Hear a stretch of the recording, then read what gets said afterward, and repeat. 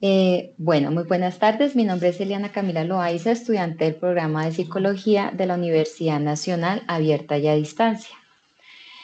Agradezco al psicólogo Israel de León, especialista en psicología forense, por su disposición y colaboración para participar en esta entrevista, la cual hace parte de la etapa 3 del curso de Acción Psicosocial y Contexto Jurídico. En este encuentro me acompañan mis compañeros Lady Patricia Pulido y Fabio Nelson Onofre.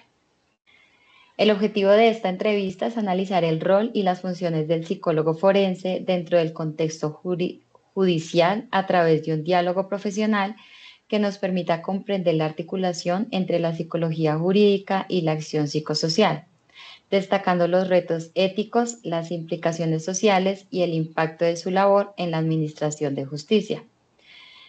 Antes de iniciar, se procederá a verificar la firma del consentimiento informado por parte del participante en caso de no haberse realizado previamente. Ya puedes iniciar. Israel, te vamos a leer el consentimiento informado, en donde tú ya nos hiciste el favor de firmarlo, pero nos toca dejar constancia de que pudimos hacerlo en la reunión. Universidad Nacional Abierta y a Distancia, Programa Psicología, Curso de Acción Psicosocial y Contexto Jurídico, Código 403030. Los nombres de los estudiantes: Lady Patricia Pulido Murcia, Eliana Camila Loaiza, Nelson Onofre Orjuela, María Susana Zambrano.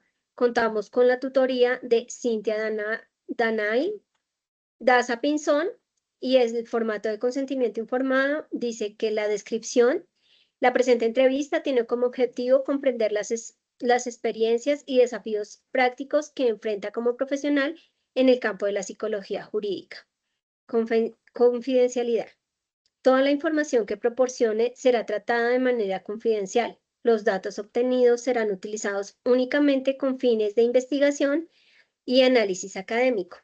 No se divulgará información que se permita su identificación personal o institucional sin su autorización previa. Su identidad permanecerá anónima en los informes y publicaciones resultantes de este estudio. La participación es voluntaria. Esta participación en la entrevista es completamente voluntaria.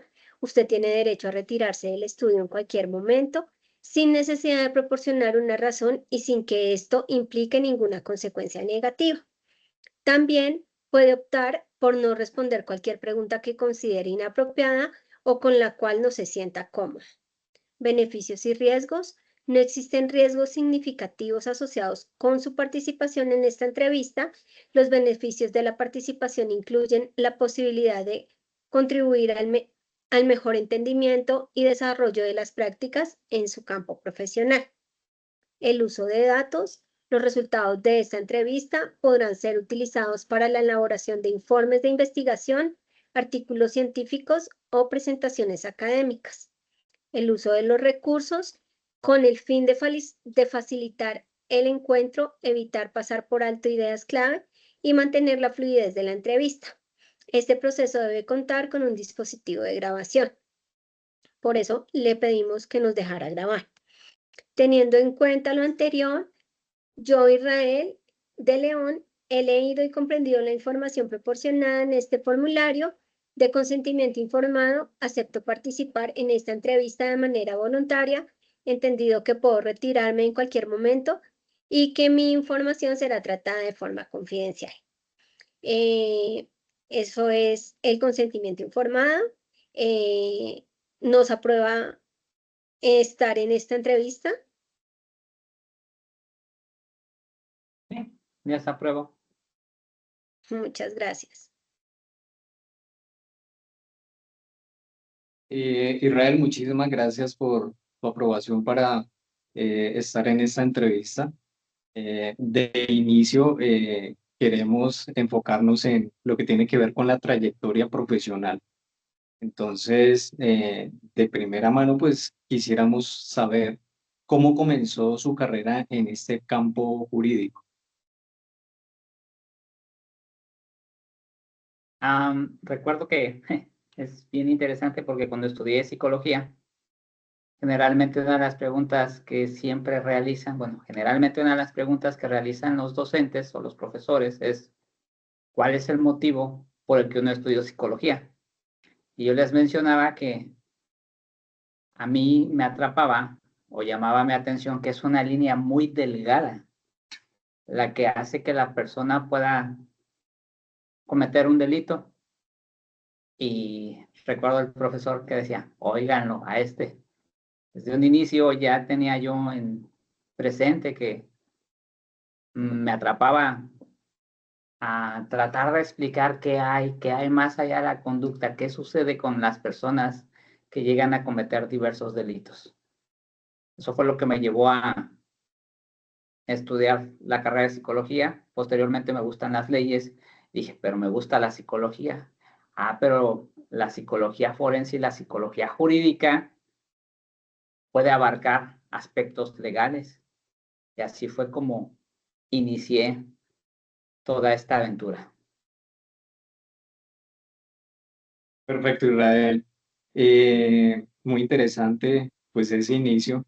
Nos gustaría conocer un poquito acerca de la formación que ha adquirido hasta el momento en esta parte de la psicología jurídica. Tengo más de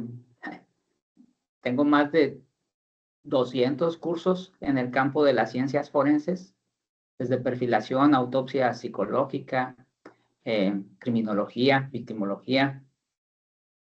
Cuento con un grado de maestría en psicología clínica y de la salud, una especialidad en psicología forense, evaluación psicológica forense, el trabajar con niños, sobre todo el realizar evaluaciones en materia de violencia sexual, me llevó a estudiar una maestría en psicología infantil, derivado de que la Ley General de Víctimas aquí en nuestro país dice que toda aquella persona que participe en un proceso legal debe de tener una especialidad acreditada. Esto con el objetivo de no dejar en indefensión a las víctimas. En el caso de niñas y niños, hay grados académicos. Aquí en el país tratan de utilizar la palabra de paidopsicólogo. Les he mencionado que eso viene de Europa, que aquí en México no tenemos paidopsicólogos, que tenemos psicólogos infantiles, que tenemos psiquiatras, que ahí es donde toman la parte. Estamos hablando de que son especialistas en otro campo, que no, si bien estudian y nos permiten hablar sobre trastornos del neurodesarrollo en niños, la parte del psicólogo es una pieza fundamental en todo lo que tenga que ver con el campo legal, porque muchas veces comenzábamos a observar que dentro de la práctica solamente se centraban en buscar indicadores clínicos. Y me atrevo a decir que ese es uno de los principales sesgos que se da del psicólogo clínico que quiere ejercer psicología forense, porque hablar de psicología forense es ir más allá de lo que el clínico puede observar. Así que esa razón me llevó, o más bien esa área de oportunidad, me llevó a hacer una maestría en psicología infantil, posteriormente una maestría en neuropsicología, para tratar de explicar cómo todos estos eventos o todos estos sucesos impactan en las funciones ejecutivas y cómo se pueden ver en diferentes áreas, sobre todo el impacto que puede tener en el ámbito educativo. De ahí inicio a hacer un doctorado en criminología y ciencias forenses, del cual estoy en proceso de titulación. Actualmente inicié otra especialidad en victimología. Esto con el afán de seguir preparándome para las víctimas. ¿Por qué? Yo lo mencionaba en un inicio. ¿Qué me llevó a estudiar? El tratar de identificar qué es lo que hacía que una persona pudiera cometer un delito. Erradicar, digo, no a nivel social, sino tratar de, a través de diferentes conocimientos y experiencias que en realidad que la gente que comete delitos no siempre vienen de familias donde han sido objetos de violencia, a explicar que también son muchos factores lo que llevan a una persona a poder cometer un acto delictivo. Y esto es lo que me ha llevado a prepararme e incluso, aparte de la especialidad en victimología que estoy realizando, estoy cursando una segunda maestría, bueno, más bien sería una cuarta maestría en, en lo que es neuropedagogía. Y esto porque trabajo con personas privadas de la libertad.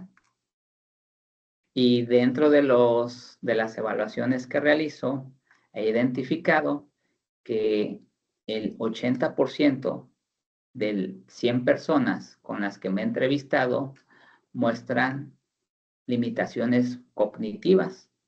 Las funciones ejecutivas se han visto limitadas, lo cual conlleva a que muchas ocasiones no entiendan, no comprendan el proceso y sobre todo hay muchas limitantes, lo que los hace vulnerables si hablamos en cuestión de derechos humanos.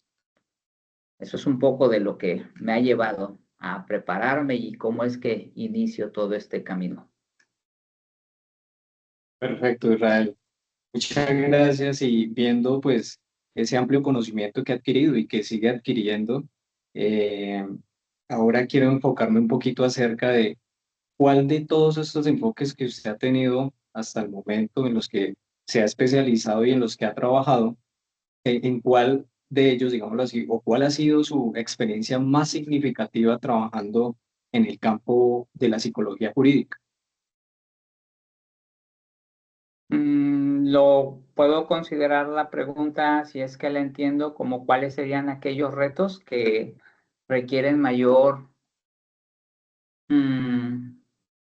conocimiento o cómo podríamos plantear la pregunta. Un poco enfocado hacia lo más significativo, es decir, como cuando uno cuenta una anécdota acerca de, oiga, de todo esto, para mí esto me marcó muchísimo, fue muy significativo para mí. Ok, les voy a contar. En el 2019, una niña de 6 añitos llegó a que se le hiciera una evaluación porque había sido víctima de violencia sexual. Cabe hacer aquí una aclaración. Yo hago referencia a la violencia sexual. Digo, aquí dentro del Código Nacional de Procedimientos Penales tenemos abuso sexual y violación. La diferencia entre una y otra es la introducción de un objeto, para que, cuidando al público, no sé hacia quién vaya esta entrevista, pues, la introducción de algún objeto. Eso sería la violación. Yo hago referencia a la violencia considerando que la violencia tiene un objetivo: romper, humillar, sobajar, dominar, ¿vale? Y si nosotros entendemos esa conceptualización de lo que es la violencia, pues podemos tal vez hacer, digo tal vez, porque también hay que entender que la psicología es una ciencia subjetiva y acorde a la formación del psicólogo, vamos a tener ese entramado cultural, ese enriquecimiento que posteriormente nos va a llevar a juzgados a tratar de ver por qué la persona lo externa de la siguiente manera y cómo el profesional de la salud busca argumentarlo y cuál sería la formación. Y a través de la jerga técnica es donde decimos, formación psicoanalítica, formación humanista, formación sistémica, formación psicosocial. ¿Vale? Me regreso a la pregunta inicial y llega la niña y cuando yo le pregunto, apegado a lo que es el protocolo de Nietzsche, que tenemos protocolo de Nietzsche y de Michigan para realizar entrevistas que tienen que ver con niñas y niños. Y una de las preguntas que se realiza en el protocolo es, ¿tú sabes por qué estás aquí conmigo? Y ella me dice, para que me cures. Dentro del campo de la psicología forense, algunas limitaciones, y digo algunas limitaciones por cuestiones de algunos colegas, es que nosotros como forenses no hacemos intervención. Sin embargo, si tú estás observando a la persona, cómo comienza a entrar en crisis, si tú estás observando que la persona en ese momento no tiene herramientas de afrontamiento para salir de lo que te acaba de contar, dices, hay que desarrollar herramientas, hay que buscar herramientas que puedan servirle en ese momento a la persona para que pueda seguir su vida. Digo, ojo, si tú vas a hacer las recomendaciones, que lleve un proceso terapéutico y sobre todo este proceso terapéutico, ¿qué línea seguir? Lo primero que pasó en mi cabeza cuando la niña me dice esto, yo dije, yo no te voy a curar, pero eso pasó aquí, yo no se lo podía decir. Aunado de que venía de una situación compleja, ella sufría de un síndrome nefrótico, lo que todavía la hacía más vulnerable porque los riñones no le funcionaban adecuadamente. Estamos hablando de una niña de 6 años. Sin embargo, toda esta condición de salud, aunado la experiencia que ella vive, son cosas que marcan a lo largo del tiempo. Y cada que trabajo con un niño, es así de, ¿sabes por qué estás aquí? Sí. Y ya solamente es, vamos a trabajar para que se desempeñe el trabajo de la mejor manera. Hace un momento yo les comentaba que toda esta situación me llevó a tratar de buscar una cédula para poder trabajar con niños. Actualmente les comparto. Trabajo evaluando a niños de 3 a 5 años. Lo que es complejo, y rompo con estereotipos y mitos. Digo, una de las técnicas que yo no utilizo es el uso de instrumentos proyectivos. Hay artículos científicos e investigaciones donde dicen que no cumplen con lo que establece una psicología basada en evidencia. Digo, no soy mago. Digo, tenemos modelos ecológicos, tenemos modelos psicosociales que nos llevan a identificar el impacto que puede tener la violencia en ese niño. Tenemos evaluaciones del desarrollo infantil, tenemos escalas del trauma, tenemos una herramienta maravillosa que, si bien nos ha permitido salir a algunos estudiantes de alguna investigación, que es la inteligencia artificial, porque puedes crear escalas, puedes desarrollar escalas, puedes someterlas a procesos de investigación y tienes otra área de interés o tienes otra área que explorar. Entonces, regresándome, el trabajar con niños me ha llevado a buscar que, si bien somos parte de el sistema de justicia, tratar de ver con otros ojos y tratar de ver no desde la subjetividad, desde una evaluación psicosocial, donde podemos hacer un análisis de contexto de todas las variables que pueden verse involucradas y afectadas o alteradas derivada de la violencia sexual. Así que, como verán o como escuchan, ese primer acercamiento con esa niña pues, me ha llevado a buscar más cosas y más cosas y más cosas y más cosas.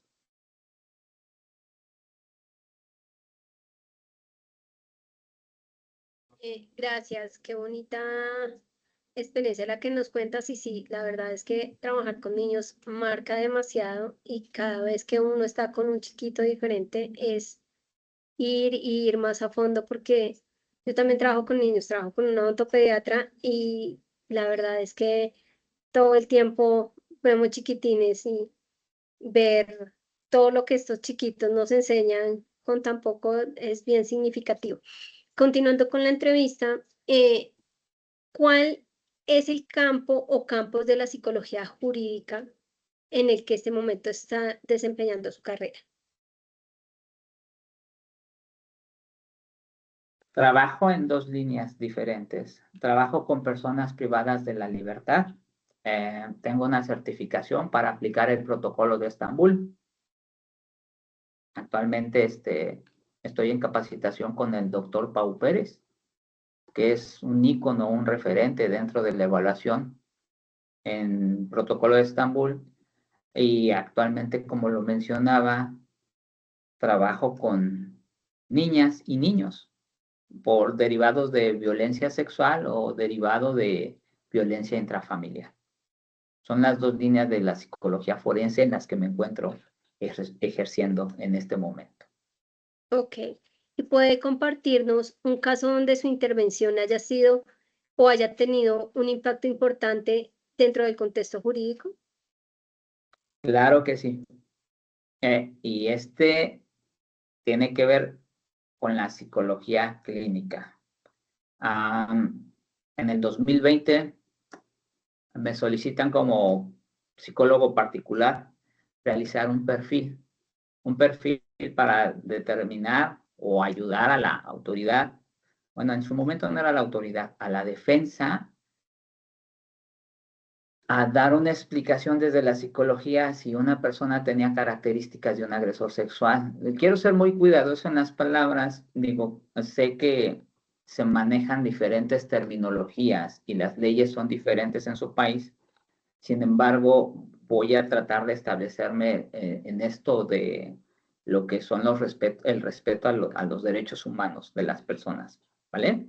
Digo, por si en algún momento hay algo así como que no queda claro, por favor, háganmelo saber. Y bueno, se hace la evaluación psicológica. Hay una diferencia. Tenemos evaluaciones psicológicas y tenemos dictámenes y tenemos informes. Hay un dato bien interesante a nivel mundial y cultural. Aquí en México le llaman dictamen pericial. Si nosotros revisamos lo que es un informe psicológico, el dictamen prácticamente es donde nosotros determinamos cuál es la metodología y el proceso. Sin embargo, acá en el país, toda la estructura se llama dictamen pericial o dictamen psicológico. El informe sabemos que es el documento que se entrega una vez que se elabora toda la investigación y se elabora el psicodiagnóstico. Bueno, acá solicitaron que se realizara una evaluación psicológica para determinar que una persona no tenía características de un agresor sexual. Se estaba realizando una investigación por violación. La persona tenía 2 años privada de la libertad. Cuando nos llaman a juicio, comienzan a preguntarme como si fueran el dictamen y decían, a ver, perito, pero es que usted dice que el dictamen, y yo así es que no es dictamen, es una evaluación psicológica, pero es que el dictamen, hasta que le pido al juez, su señoría, me permite hacer una aclaración de favor. La diferencia entre un dictamen y una evaluación psicológica es que en la evaluación psicológica vamos a obtener un psicodiagnóstico. En un dictamen pericial se evalúan determinadas áreas y esto debe de ser extendido por un especialista en psicología forense. Así que lo que yo estoy aquí argumentando y lo que yo vengo a defender es una evaluación psicológica. Una evaluación psicológica que se enfoca a que la persona no tiene características que la literatura define como agresor sexual. Vengo a defender y explicar que la persona no tiene alguna alteración en funciones cognitivas que le impidan controlar sus impulsos y sus funciones ejecutivas están en óptimas condiciones. La persona se dedica al servicio al cliente. Dentro de la literatura nos han establecido que muchas personas no tienen contacto con personas. Y ya se les empezó a explicar. 24 horas después, la persona salió libre. Los padres o el padre me manda audios porque yo dije, voy a seguir el caso de cerca para ver qué sucedió, cómo va. Y sí, efectivamente, digo, no fue tal vez la parte de la evaluación psicológica, sino la integración de todos los elementos para la carpeta de investigación, lo que llevó a que esto se diera. No solamente es trabajo del psicólogo, digo, eso puede ser un ejemplo. Hay otros ejemplos que tal vez suenan absurdos en casos de investigación, en casos de feminicidio, donde tienes que explicar a las autoridades cómo es que después de 10 o 5 años sigue teniendo el delito repercusiones en, en, en la persona, el tratar de explicar, el tratar de escenificar todo lo que sucede en la persona.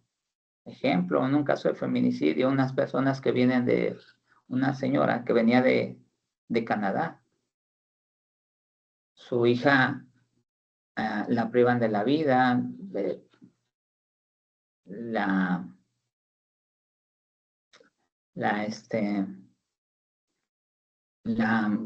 ahora sí que la guardan en una maleta por pedazos, que no es la palabra adecuada, y lo que no encuentran es la cabeza. Y yo, antes de iniciar el juicio, me acerco y le pregunto, ¿cómo está?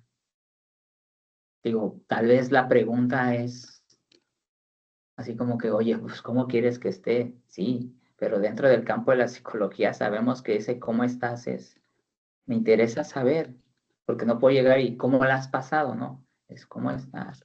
Y comienza a hablarme y comienza a decirme de todo lo que ha pasado. Antes de entrar al estrado, se acerca y me dice, ¿será que estoy quedando loca? Y yo le digo, a ver, platícame por qué. Y menciona, es que no puedo concentrarme en otras cosas, no duermo, se me olvidan las cosas. Y yo le pregunto, ¿qué es lo que haces cuando logras descansar y abres tus ojos? Pensar en mi hija. Si el día tiene 24 horas, ¿cuánto tiempo piensas en tu hija? Pienso 20 horas. No estás quedando loca. Lo que está pasando es normal. Estás centrando toda tu energía, toda tu concentración en todo este proceso, cuestionándote dónde estará la parte de tu hija que no encuentra, pensando en todo lo que iban a hacer, en todos esos planes, el estar pendiente de cómo va el proceso, el de buscar los recursos para seguir en la lucha.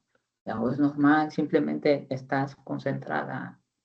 Tu foco de atención está en un solo objetivo. Ah, bueno, muchas gracias. Digo, te sientes cansada, te sientes con sueño. Hay ocasiones que no tienes apetito. Sí, es así. No tiene que ver con lo mismo. Tu foco de atención está simplemente en este punto. Esta situación es lo que hace que te mantengas de esta manera. No estás loca. Es normal lo que está sucediendo. Es normal que te canses. Es normal todo esto. Paso al estrado y digo, acabo de ver a la persona, acabo de preguntar cómo está. La defensa en ese momento me dice que acaba de hablar con la víctima. Yo, sí. ¿Hace qué tiempo? Antes de entrar. Okay. Y dice, su señoría, las preguntas que le acaba de hacer a la víctima pueden verse reflejadas en su dictamen y lo que lo altera, sus resultados. Yo solamente hice así. Y le digo, su señoría, le hago, esa evaluación se realizó hace 3 años. La información que se da es reciente, ¿sí? Sigue con el malestar. El acercarme es tratar de evaluar cómo se encuentra la persona después de 3 años. Si esto se ha intensificado o sigue manteniéndose. ¿Usted considera que sea malo preguntarle a una persona que se encuentra en esta situación, que todo el día se pregunta dónde está la cabeza de su hija, qué habrán hecho con la cabeza de su hija, que por esta situación no pueda recuperar el cuerpo y no pueda llevárselo. ¿Usted considera que ese no es motivo suficiente para que la persona se mantenga de la forma en que se mantiene? ¿Usted cree que esa información es de ahorita? Si es desde que se inició toda esta investigación. A la semana pregunto cómo va el juicio y me felicitan. Vuelvo a mencionar, no solamente es labor del psicólogo, sino de todos los que participamos, el involucramiento que se pueda tener, la empatía que se pueda tener, el ver a las personas como eso, como seres humanos. Y todas estas situaciones son las que nos permiten incluso sentirnos orgullosos, lo que nos permite saber lo que puede hacer una redacción, un informe, una investigación, una aplicación de pruebas, diferentes técnicas. Digo, no sé si quieran escuchar más casos.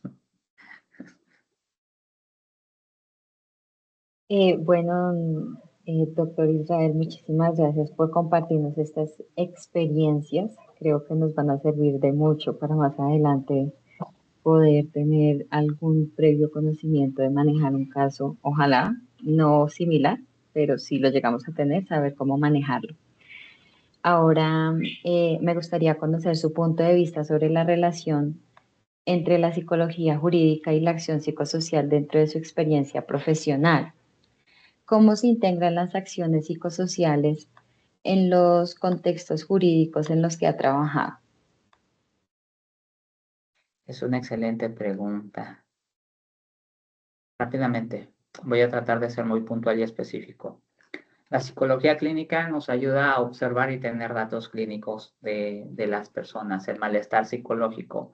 Vamos a retomar la definición de la Organización Mundial de la Salud, el bienestar físico, psicológico libre de enfermedades o afecciones.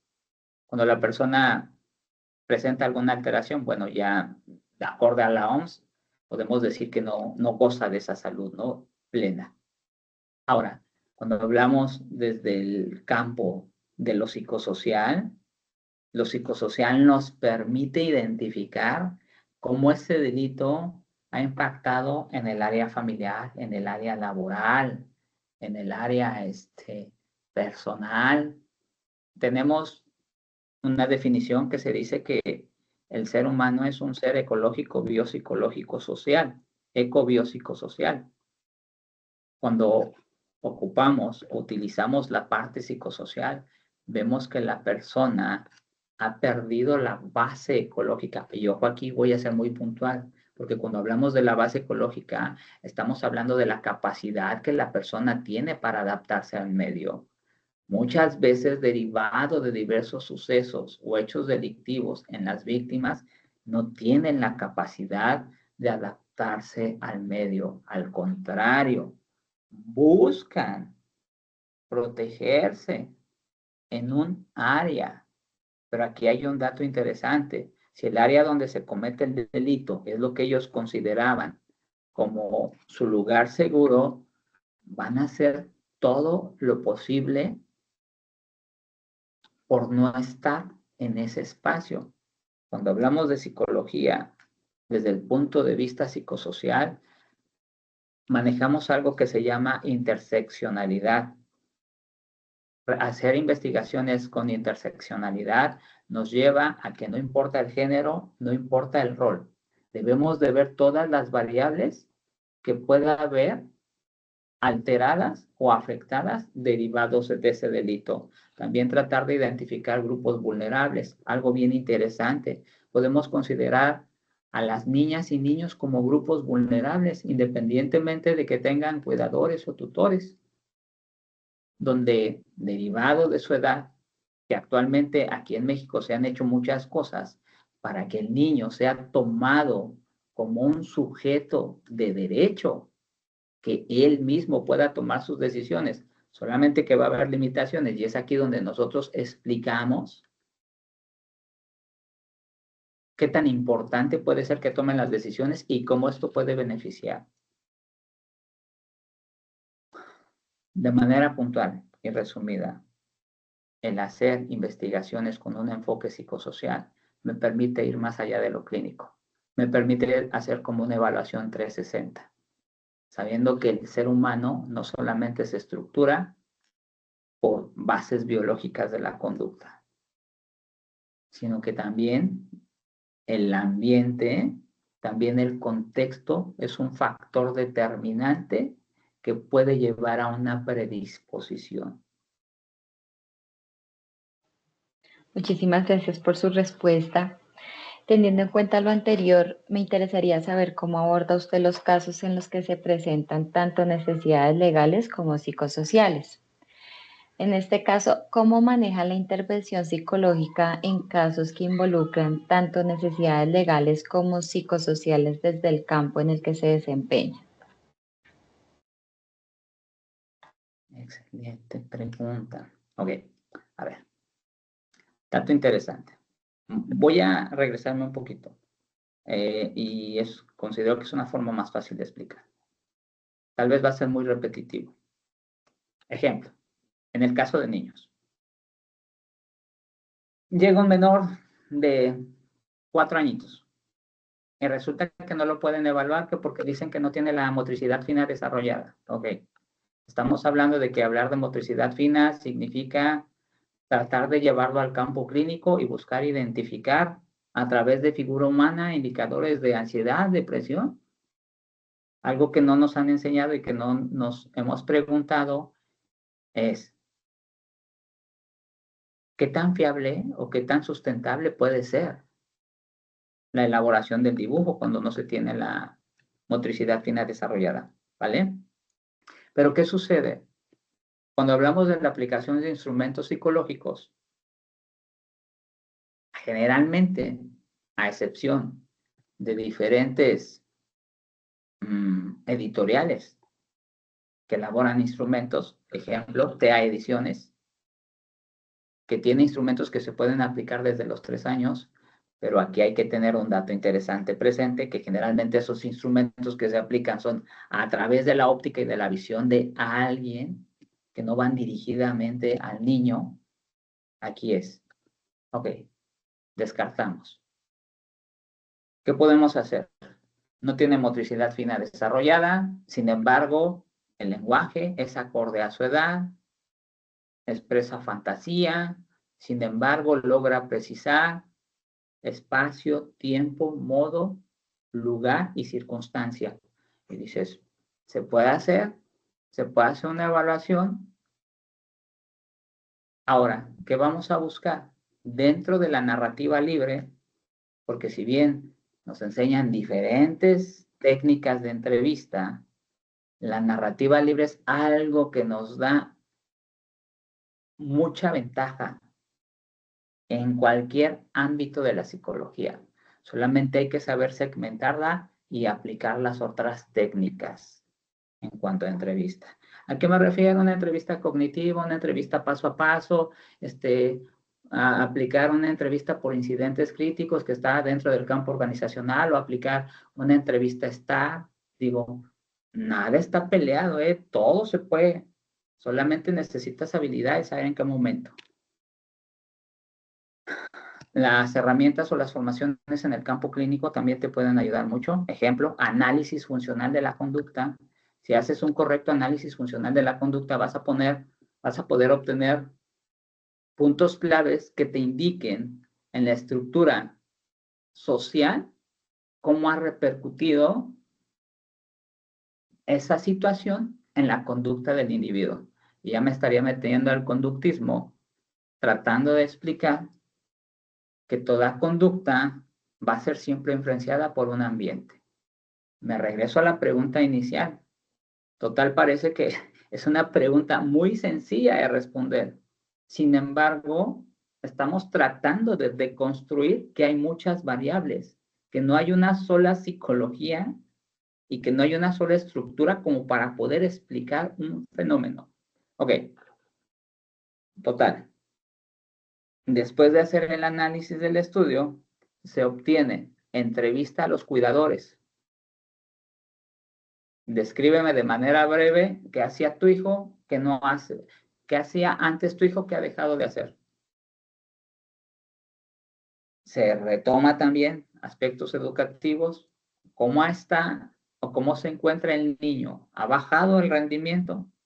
Posteriormente se integra toda esa información, porque estamos hablando que no nos centramos solamente en la persona a evaluar, sino que buscamos obtener información que nos lleve a cotejar nomotéticamente para que nosotros podamos ir deconstruyendo qué es lo que no es acorde con lo que estoy obteniendo y cuáles son las áreas que se han encontrado alteradas o afectadas derivado del hecho, ¿vale? Y esto se resume en algo que se llama análisis y contexto. ¿Dónde se dio la situación? Vamos a suponer que los padres son separados, la mamá tenía la custodia y la situación se dio por parte de la pareja. Ok. Clínicamente, ¿qué puede tener? ¿Pesadillas? Clínicamente, ¿qué puede tener? ¿Un retroceso cognitivo a tratar de comportarse como bebé? Ok. Pero si hablamos desde los derechos humanos, el niño está renunciando y tiene que verse obligado a renunciar a la mamá. Ojo, no porque él quiera, sino que aquí en el país la Suprema Corte de Justicia de la Nación establece que es obligación del Estado velar por el bien tutelar del menor, considerando al Estado como todas aquellas personas que son mayores de edad. Los derechos de los niños dicen que es nuestra obligación también velar por el bien tutelar del menor, no solamente aquí en mi país la Suprema Corte de Justicia de la Nación, que es el bien tutelar. Garantizar que el niño tenga un libre y sano desarrollo. ¿Qué es un libre y sano desarrollo? Que pueda jugar, que pueda estar en un ambiente seguro, que pueda acceder a servicios educativos, que pueda acceder a alimentos, que pueda acceder a diferentes ambientes que deberían de ser estructurados y diseñados como niños. Ahora, les acabo de comentar de manera resumida de alguno, pero estamos hablando de una situación de violencia sexual, ya perdió a la madre. Se supone que es un derecho universal, dice, todos los niños tienen derecho a tener un padre y una madre. Ok, perfecto. Derivado de esa violencia, ya no va a estar con la mamá. ¿Vale? Ya no va a jugar. Pero no es por imposición, simplemente es porque la autoridad funge como guía y como responsable. Sí, hay un cuidador, pero muchas veces los cuidadores no tienen la capacidad. Y ojo aquí voy a ser muy puntual, porque todo esto tiene que ver con enfoques culturales.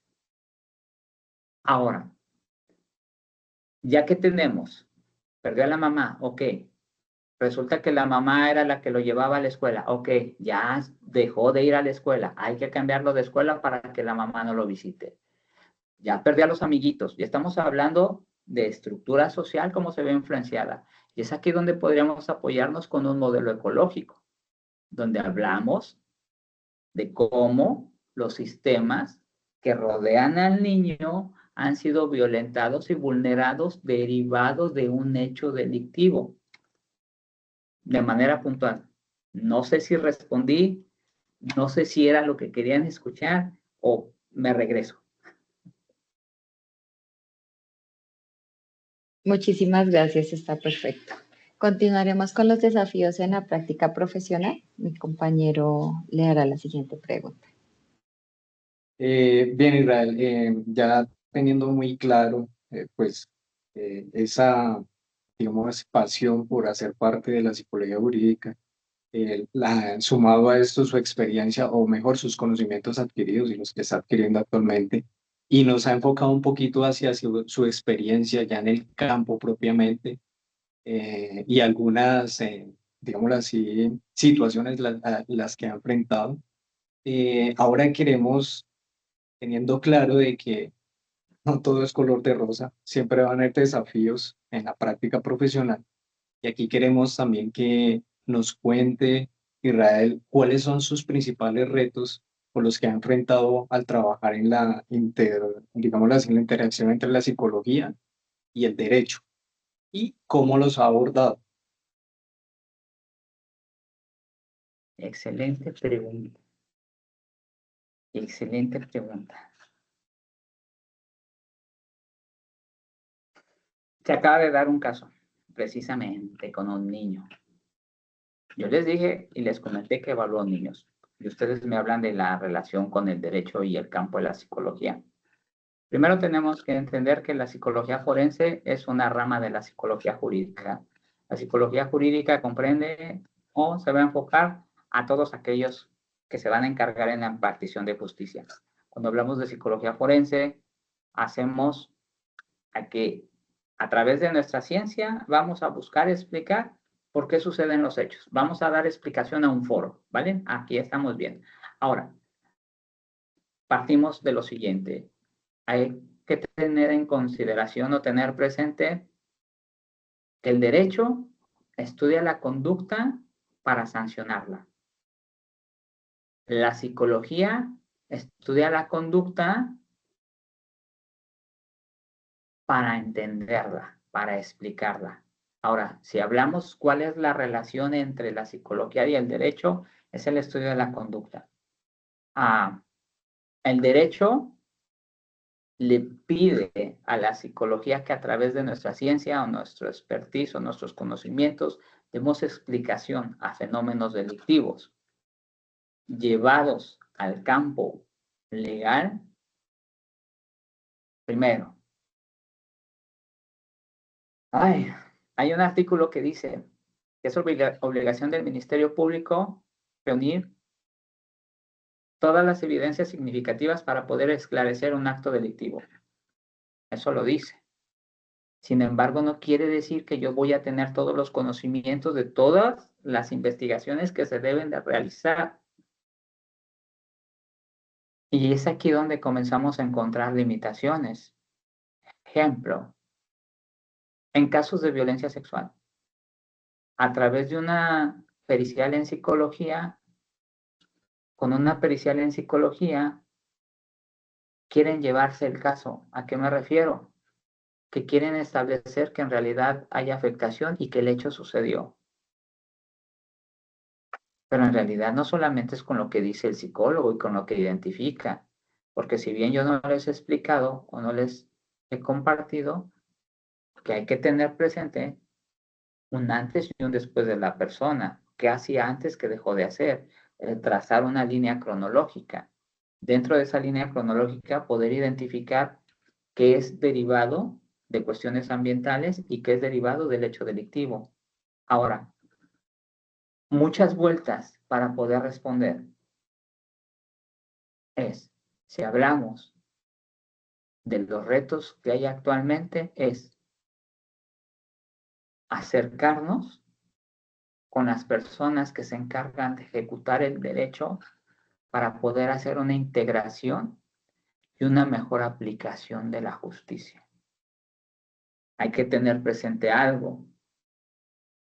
Yo podré tener todo el conocimiento y podré saber, o cualquiera de nosotros podrá tener conocimiento, pero digo, hablar de tener todo el conocimiento ya sería un sesgo cognitivo, y ese sesgo cognitivo no nos permitiría ejercer. El licenciado en Derecho simplemente nos ve como, algunos, no todos, como este bolígrafo. Si nosotros logramos hacer un acompañamiento y una relación donde podamos integrarnos y explicar lo importante que es una evaluación psicológica y todo lo que le puede aportar para su teoría del caso, las cosas pueden ser más llevaderas y podemos tener más frutos. Se da por hecho y se tiene la ideología de que la persona que te contrata, que tú vas a hacer el trabajo para que la persona le favorezca. Y eso no es así. Desde que tú vas a colaborar con alguien, tú le explicas, esto es lo que yo hago, soy objetivo, ni a favor ni en contra, te voy a informar lo que salga. ¿vale? Para que lo tengas presente. Y las personas dicen sí. ¿Qué tenemos? Muchos retos. En el campo jurídico tenemos muchos retos. En el campo de la ley tenemos muchos retos. Porque hay muchos términos que no entendemos como psicólogos dentro del campo legal. Sin embargo, es importante que para el ejercicio de la psicología forense comencemos a entender algunos términos del derecho. Porque a manera de que nosotros entendamos algunos términos del derecho, va a ser más fácil dar respuesta a lo que las autoridades solicitan y no va a ser limitativo. Ejemplo, realizar una evaluación del daño moral. Y uno dice, en psicología no manejamos el daño moral. ¿Ok? ¿Qué hago? Me voy a donde está, está en el Código Civil. ¿Qué es el daño moral? La afectación que sufre una persona en su honor. ¿Ok? ¿En qué más puede sufrir? En su físico. ¿Ok? Emocionalmente. Emocionalmente, aquí entro yo.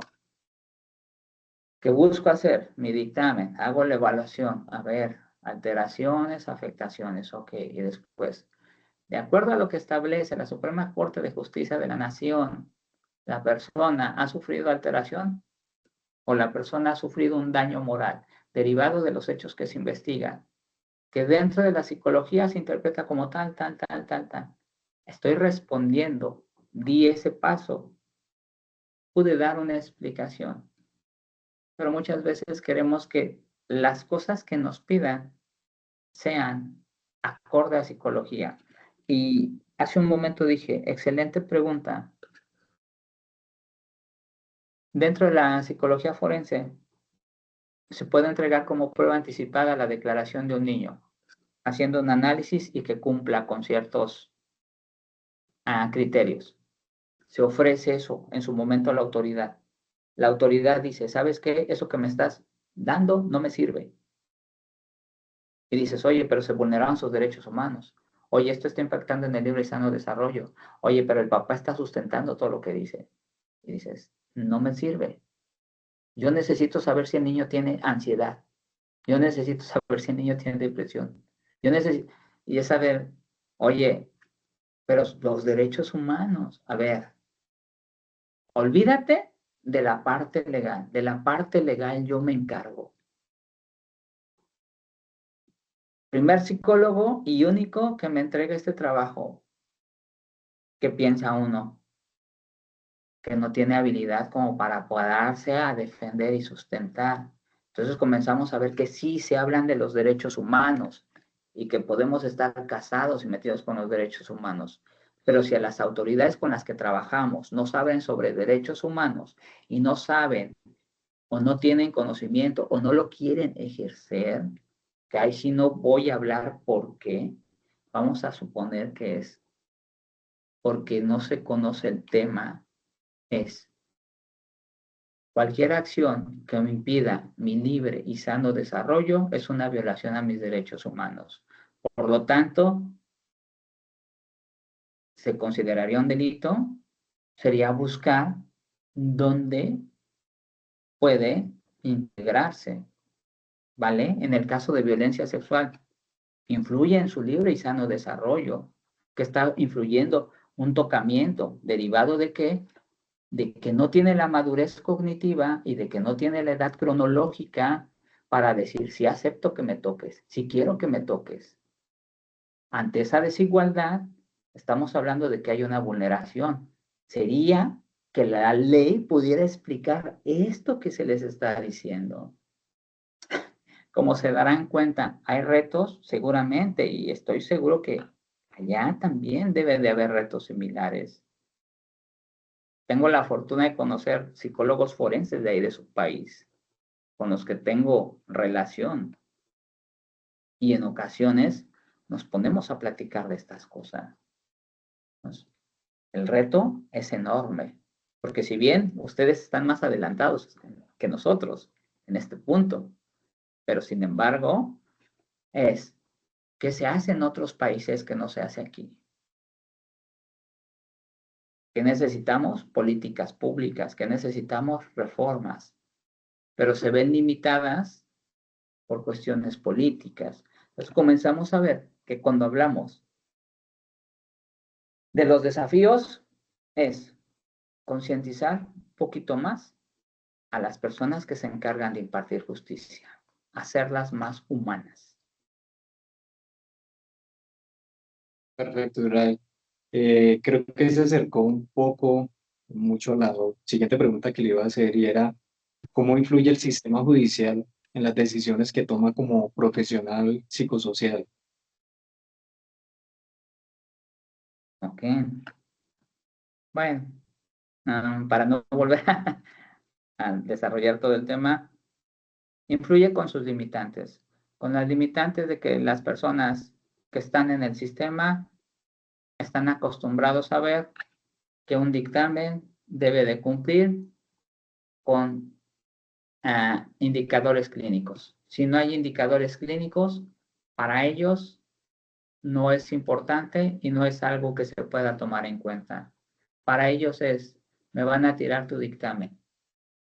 Y dices, bueno, el dictamen se puede tirar porque no hay la argumentación jurídica, porque no hay una teoría del caso, porque no hay una investigación previa. En realidad no solamente es el dictamen. Ahora, hablamos de la parte, porque podemos hablar de la parte psicosocial, podemos hablar de lo que es la Corte Interamericana. Y está, créeme de verdad, y lo voy a compartir tal vez como estudiante, en la especialidad de victimología, derecho victimal, derecho internacional. Nos hablan de los casos que se han llevado en la Corte. Y dices, ¿tiene el ejercicio en el país cómo es? Por ejemplo, yo puedo argumentar, en el caso del campo algodonero, la Suprema, la Corte Interamericana hizo tales referencias. No se están siguiendo y por eso tenemos este delito. Pero yo no estoy explicando qué es lo que le está sucediendo a la persona. No estoy explicando qué es lo que en realidad está afectando o alterando su vida. No estoy explicando lo que ha dejado de hacer. Podemos utilizar, pero hay que tratar de explicar con fundamentos, no tanto con leyes, sino como hacer la traducción, ¿saben? Esta cuestión de hacer la traducción al campo de la psicología, de lo que marca la Corte, para que se pueda entender y comprender. Ejemplo, rápidamente, 2 casitos que tuve. Dije, derechos humanos, la Corte, nos dicen las cosas. Ok, vamos a hacer como una escala, vamos a hacer un checklist. Y en este caso, vamos a hablar, violencia sexual. ¿Qué derechos se vulneraron? Pum, pum, pum, pum. Ahí está. Se anexa una escala para poder identificar los derechos que han sido violentados en el niño y que influyen en el libre y sano desarrollo, lo que le genera una inestabilidad emocional derivado de los actos de investigación. Y de listas. Es como podemos utilizarlo. Pero eso no lo enseñan en la escuela.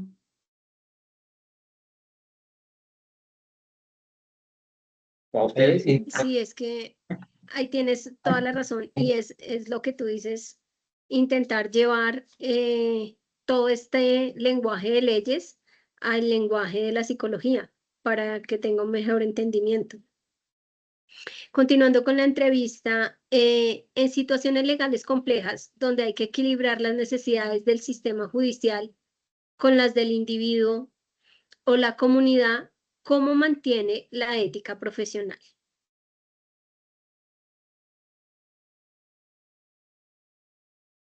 Excelente pregunta.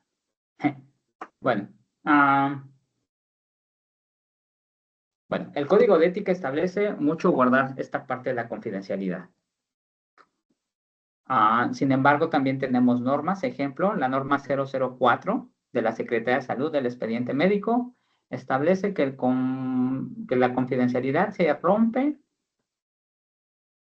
cuando se investiga un hecho que tenga relación con un delito.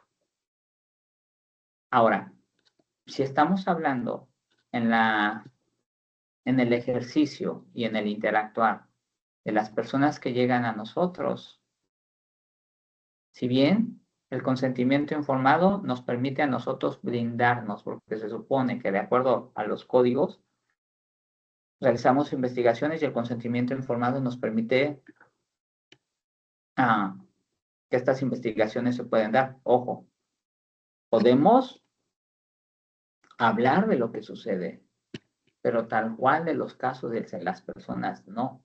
En todo momento, ejemplo, ya sea en un momento les hablé de cuestiones, pero jamás se revelaron los nombres, jamás se reveló dónde sucedió el hecho, jamás se reveló de manera concreta las personas de dónde venían y quiénes eran y cómo eran. Entonces, en todo momento estamos respetando, y es muy importante respetar la confidencialidad, sobre todo por respeto, porque si no también terminaríamos violentando y vulnerando sus derechos humanos. Y esto se puede ver limitado en el momento que se tenga otra investigación hacia la misma persona, pero es dentro del mismo entorno jurídico. Sí, señor. Y en este campo donde tú estás trabajando, ¿has enfrentado dilemas éticos en tu trabajo? Y si es así, ¿cómo los has resuelto?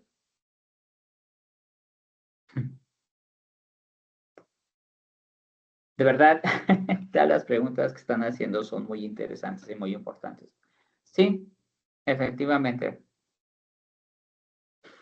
Hay situaciones donde el dictamen no favorece a la persona y has tenido la instrucción es que, a ver, ejemplo, casos de violencia intrafamiliar. Oye, pero es que el papá está denunciando que la mamá es violenta.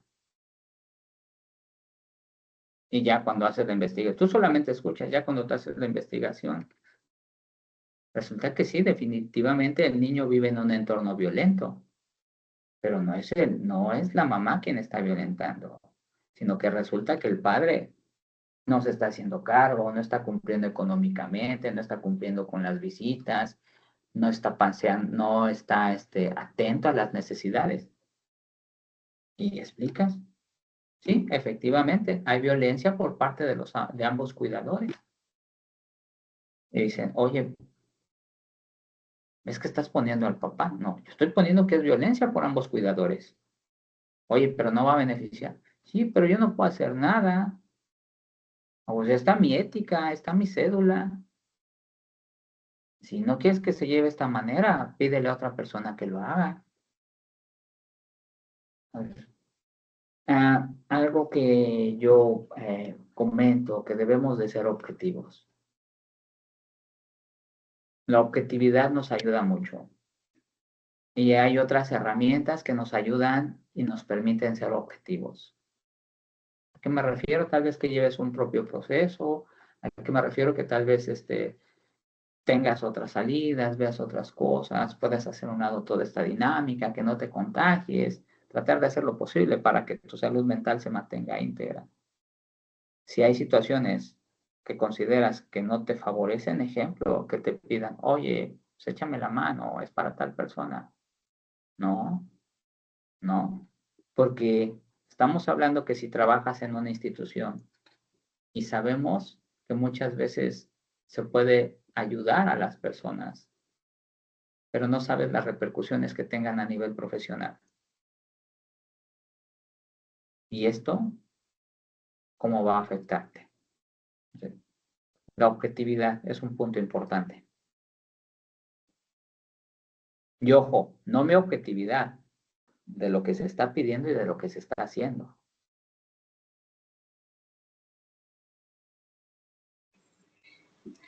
Muchísimas gracias por sus respuestas a estas preguntas.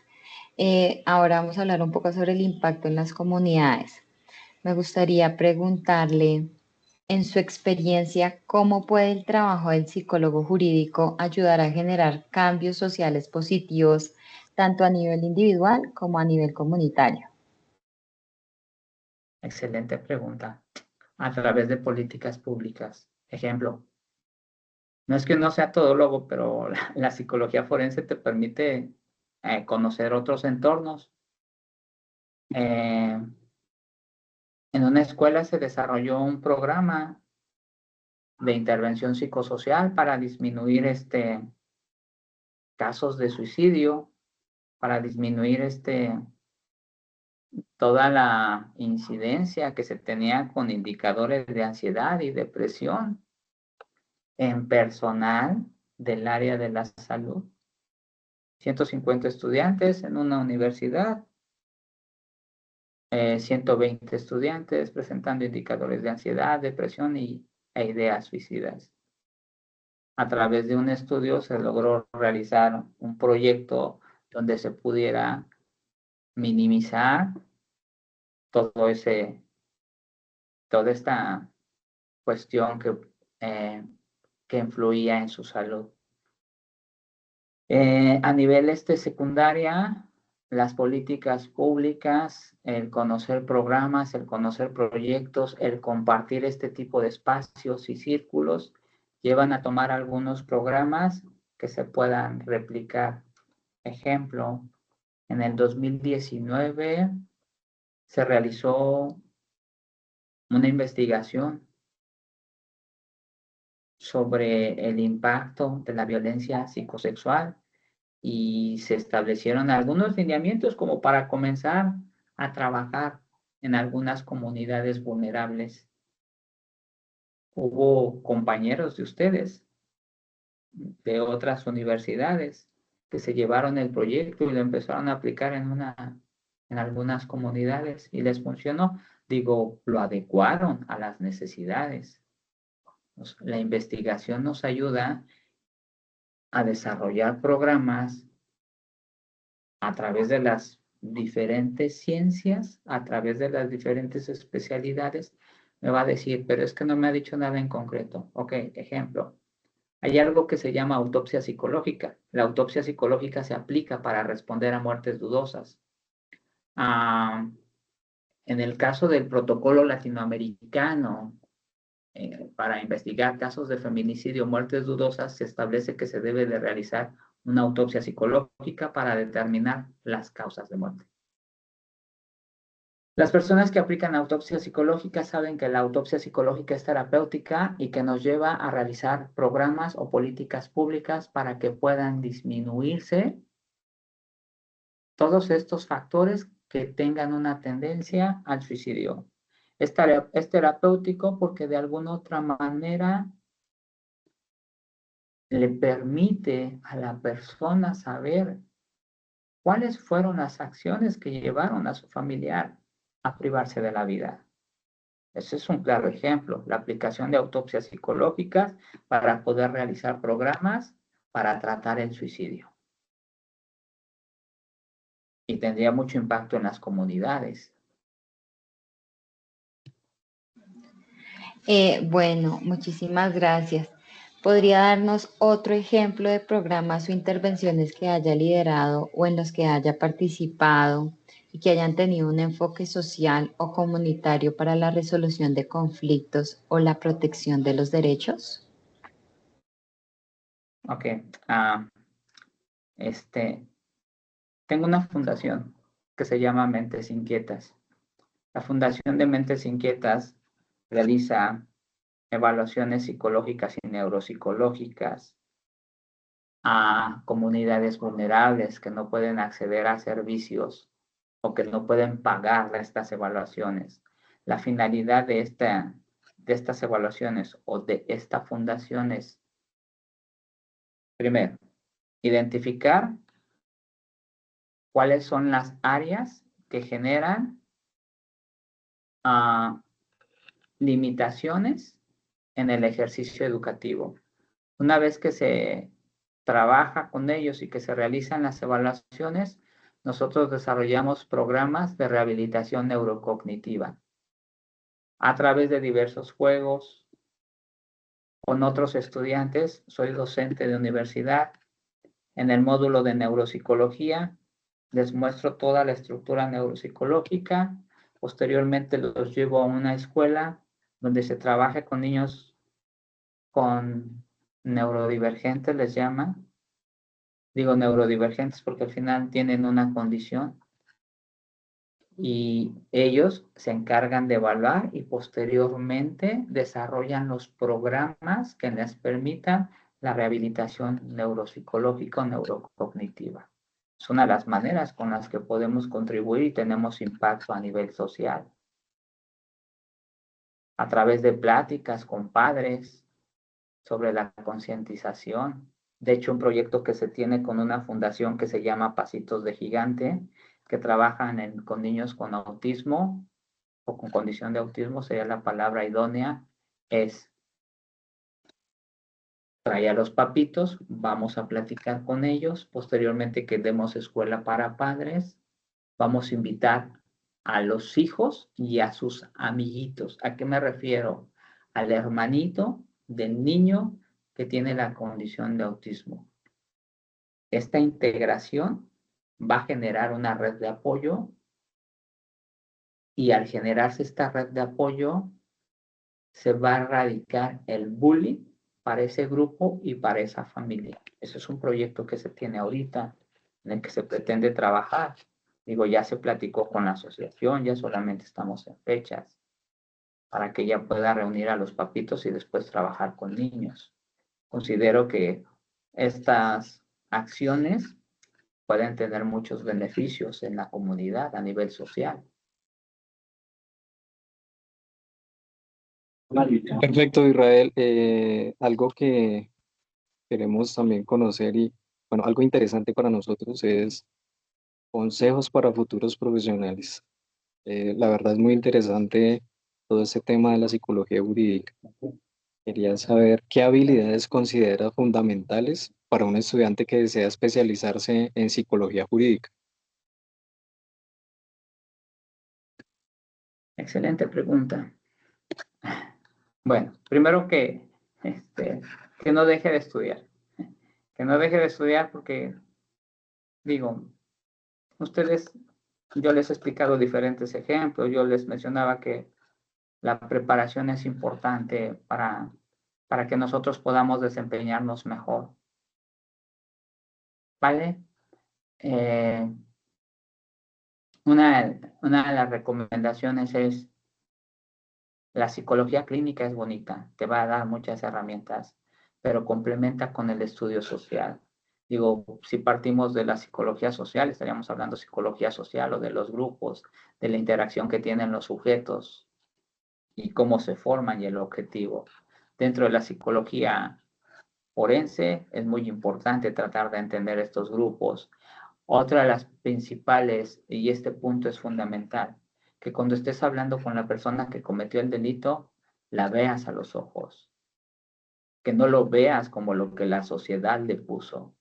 Digo, dentro de las teorías de la criminología hay una que se llama la teoría del etiquetamiento, y dentro de la misma teoría del etiquetamiento hay un autor que dice, el carterista es carterista si lo detienen.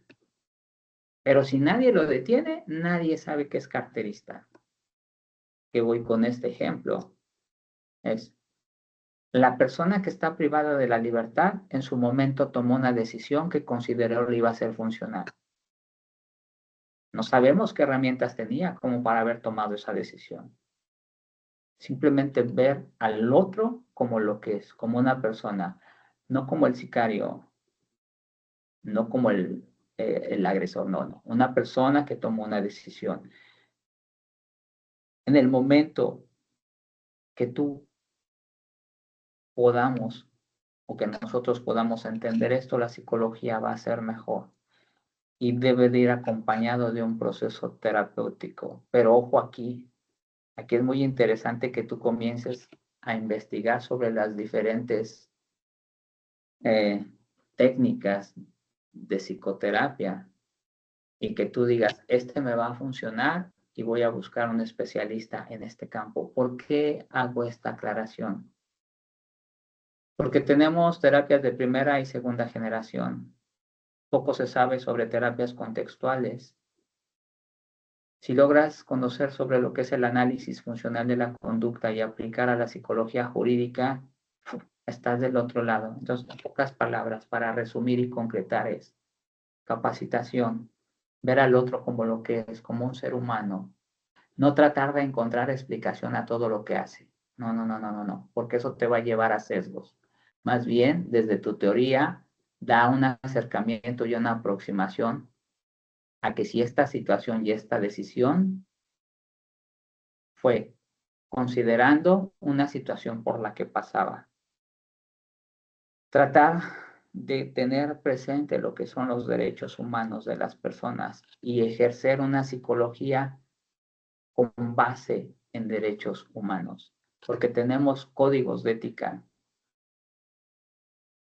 pero los códigos de ética solamente me rigen cómo debo de ser yo como profesionista. Si nosotros aprendemos a aplicar una psicología basada en evidencias, con un enfoque en derechos humanos, todo lo que vas a tener va a ser maravilloso. Perfecto, Israel. Y qué bueno escuchar estas habilidades. Y tengo una pregunta un poquito parecida, pero ya es enfocado a qué consejos nos darías pues a los estudiantes que de pronto estén muy motivados, o en mi caso yo estoy muy motivado en trabajar en ese campo, tanto como empleado o como independiente, digámoslo así, interesado en trabajar por el bienestar psicosocial de las comunidades. Hacer grupos de estudios, Fabio. Considero que eso sería esencial. Hacer grupos de estudios es algo que en algún momento se hizo, ¿vale? Y digo en algún momento, durante la pandemia se buscaba distraer a las personas. Actualmente las redes, esto que están haciendo es maravilloso y les agradezco de todo corazón que teniendo colegas allá, ustedes decidieran interactuar con otra persona de otro país. ¿Qué podemos hacer? Y fíjate, ya estoy hablando, ¿qué podemos hacer? Podemos comenzar a hacer grupos de WhatsApp, podemos poner diferentes temáticas, ejemplo, podemos ver las estadísticas, podemos ver los programas que se están implementando, de ahí bajamos ideas y de ahí cada quien trata de implementar a su modo, ojo aquí, porque aquí al referirme yo a su modo estaría hablando acorde a sus competencias, acorde a sus habilidades. Por ejemplo, podemos hablar de Piaget. Ajá, pero bueno, Piaget fue en su momento Piaget. Ahorita sí me sirve, a mí me da una aproximación, pero yo no voy a hacer las cosas como Piaget. Yo no voy a hacer las cosas como Paulot o como Skinner o como Wundt. Las condiciones son diferentes. Entonces, círculos de estudios, grupos de WhatsApp, hacer conversatorios. A través de estos conversatorios, comenzar a realizar diferentes investigaciones. Una vez que se realicen las investigaciones, comenzar a pasar a la práctica y a la aplicación.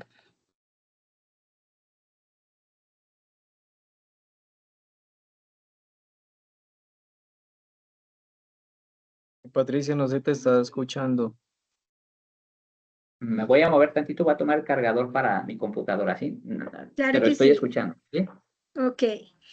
Nada, te estaba diciendo que de verdad darte muchísimas gracias. De verdad has sido muy generoso con tu tiempo y con tus conocimientos. Para nosotros es de vital importancia hablar con una persona que tenga la experiencia que tú tienes. De verdad que es muy enriquecedor.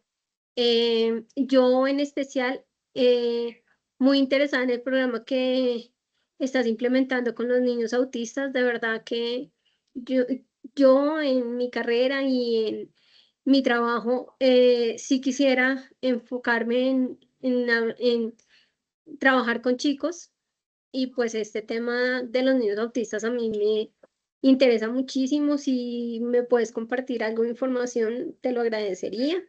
Y nada, darte muchísimas gracias, de verdad, muy generoso con tus conocimientos y con tu tiempo.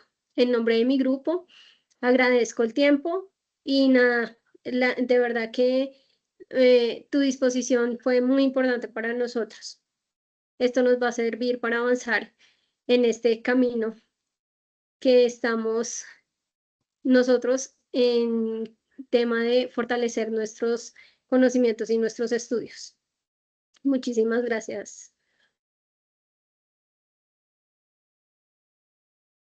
El Yo también agradecimiento. quiero agregar, perdóname, un agradecimiento, pues obviamente de parte de nuestros compañeros, porque sus conocimientos nos han dado un foco distinto, de pronto una manera de interpretar las cosas de manera diferente y poder buscar más opciones hacia nuestro futuro con los temas que aquí se comentaron. Muchísimas gracias.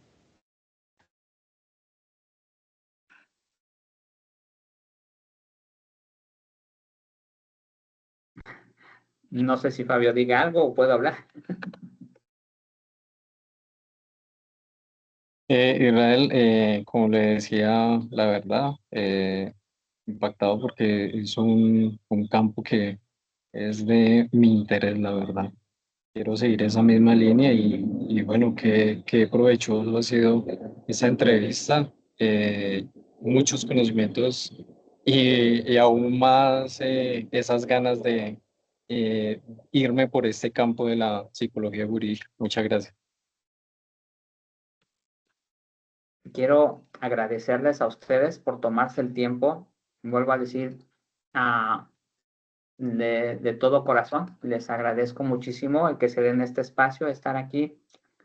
Tienen mi número telefónico, si en algún momento consideran que se puede realizar un grupo, digo, yo no poseo conocimiento absoluto, yo busco seguir aprendiendo. Una de las cosas que yo he aprendido en este campo es, hoy aprendí esto, que de toda esta plática yo la puedo aplicar a mi vida cotidiana, porque una vez que yo esto lo aplique a mi vida cotidiana, el aprendizaje ya se me dio.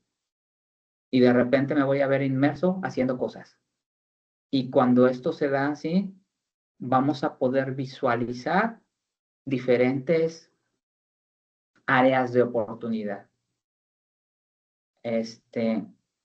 Ejemplo, hay algo que se llama criminología en centros educativos y se va complementando. Digo, hay muchas cosas que desconocemos. Yo lo único que les puedo decir, y no me lo están pidiendo, es las limitaciones en la psicología son gracias a las personas que nos pueden compartir el conocimiento, porque la psicología está inmersa en todo. Solamente hay que buscar de qué manera la podemos aplicar y desde dónde. Y siempre pensando en que el beneficio es para la persona con la que le estoy ejerciendo. Lo demás viene por añadidura.